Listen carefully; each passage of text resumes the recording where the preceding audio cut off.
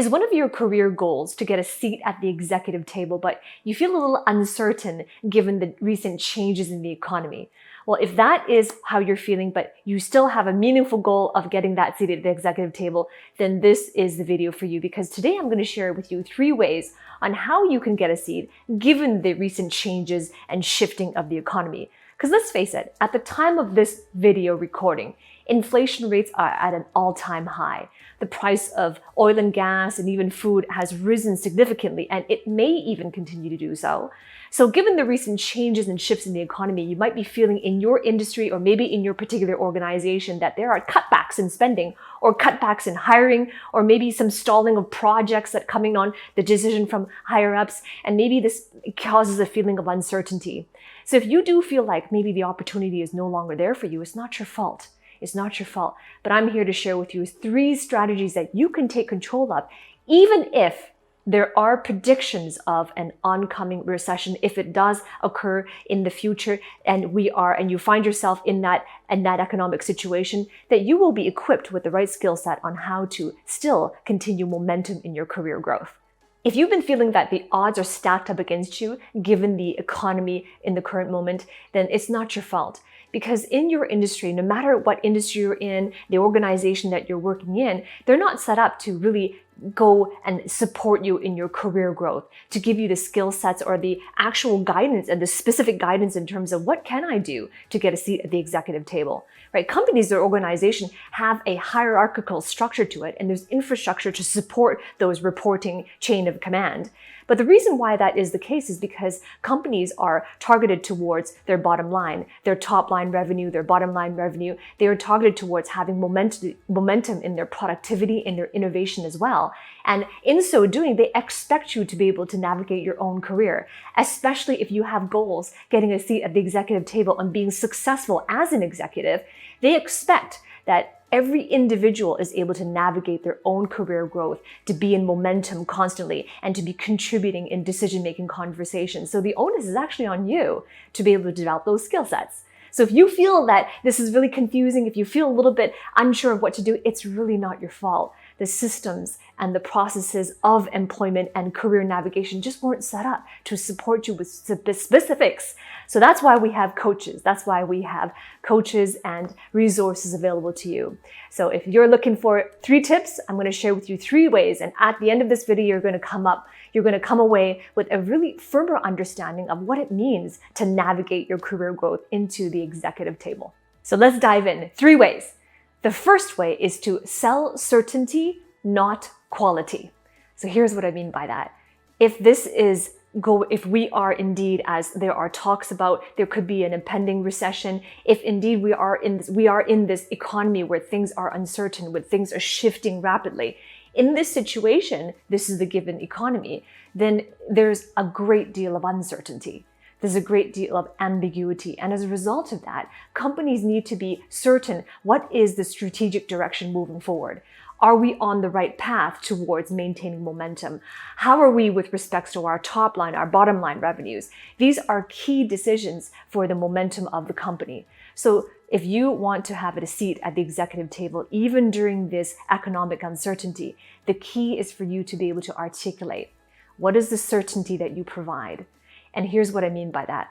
As an executive, you're no longer primarily the one in the implementation role. You're no longer the one that is exercising your technical functions. That worked for you in the past, but if you want a seat at the executive table, the key is to be able to contribute to strategic directions, to be able to add value in terms of where are we going, how are we going to get there, and where are the bottlenecks in the way? Where do we need to shift? Where do we need to improve our strategies? So this is important to be able to communicate and articulate the thought process that you have to contribute, the value of your thought process, the value of your insights, the value of your wisdom, given your years of experience as an implementer before. How can you, moving forward, contribute greater levels of certainty to the organization? And that is key. Sell the certainty, not quality, because quality is already assumed. right? Up until now in your career path, if you're at the brink of wanting to become an executive, they already expect that you have quality of work. They already expect that you've had the work ethic in the past, as you were an implementer, that you can do the work. But when you are an executive, it's no longer about the doing. It's about how do you add that high level of value in terms of contributing to the right strategic direction to maintain growth, to thrive, and maybe even survive in these economic uncertainty. So if you're somebody who really understands this, and maybe you have been in implementation for quite a number of years, and you realize right now that you do need to make this shift, and you're somebody who realizes that communication is crucial with respects to articulating your value. If that is what you realize, and you're also maybe realizing it's a weakness for you, and you're serious about that goal, achieving that goal for yourself, then I invite you to work with me. Below this video in the description, there's a link to apply for my coaching program. Now, this application is simply first to get on a discovery call with either myself or a member of my team just to explore whether or not it's the right fit. Because every single week, I train executives on how to communicate effectively, communicate the value of what you have to bring. How do you sell uncertainty or sell certainty? And how do you articulate the value of your wisdom and knowledge? And how do you make that shift into strategic direction? And at the same time, how do you continue to develop those skill sets as a visionary moving forward? And every week I provide live training on doing so with a group of executives. So if that's you and you're serious about achieving your goals, then apply the link below, and I look forward to working with you on the inside. The second way is to solve for ambiguity, not technical. And this is really, really important because as you are stepping up into higher levels of leadership on the executive leadership team, it's really important to understand what is the specific problem you are solving for the executive leadership team. The executive leadership team is primarily interested in the vision of the company. How do we move forward to that vision?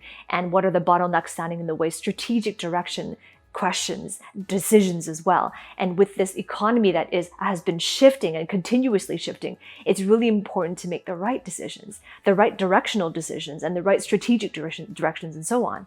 So as you're trying to understand what are the specific problems you are solving for the executive team, it's important to know what are their highest values in the role that they have. Because the problems you're solving aren't just any problems. The problems that you are solving that will really help you to have the promotion and get a seat at the executive table, these are ambiguous problems. Ambiguous problems are very specific because they have certain constraints.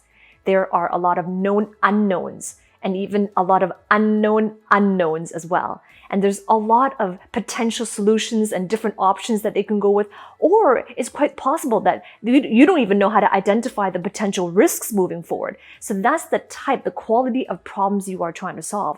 And by the way, this is so different from technical problems that are more prevalent. Technical problems have more known knowns and known unknowns as well. And these are more prevalent in the day-to-day. And technical problems may be problems that you are used to solving in your career history. So now it's time to make that shift, because the second step to getting that seat at the executive table is to solve ambiguous problems, not the technical ones. The third way is to specify outcomes, not goals. You will be increasingly valuable to the executive leadership team, especially in uncertain or shifting economies, if you can articulate to them how your value, how your skill sets, how your knowledge and your experiences as well, how it can contribute to specific outcomes to the marketplace that they serve. Because let's make no mistake about it, no matter what organization you work for, they serve a particular marketplace. And the reason why the businesses can stay in business is because they add value to particular marketplaces. So be very clear on what is the marketplace that your company serves. Who are they? Who is that marketplace? Where are they? Where is that marketplace? And what's the specific outcome that you can provide for them? Now, of course, in a booming economy, when things are going well and it's a booming economy, it is appropriate in a booming economy to express your career goals, or maybe the goals that you have for your team moving forward, or people that directly report to you. Expressing those goals is appropriate to a booming economy. But in an economy that's shifting rapidly, where there is lots of ambiguity and uncertainty, the executive leadership team is primarily interested in managing this uncertainty, in navigating through ambiguity, because these ambiguities may have a very significant effect on the functions, on the finances, and the future of the business. So that's why the third way is to specify outcomes, not goals, not career goals. And by the way, if this is really relevant to you and you really enjoyed my content, give me a thumbs up. And remember to subscribe to my channel as well, because every single week I release videos on this topic and so much more. And this is my contribution to coaching executives to step up into higher levels of their leadership. By the way, if you'd like a little bit more content on how do I serve as an executive, what does it look like, how can I present my best, then the next video coming up right after this on how you can be more confident serving at the executive level. So just stay tuned, and that video is going to start right after this.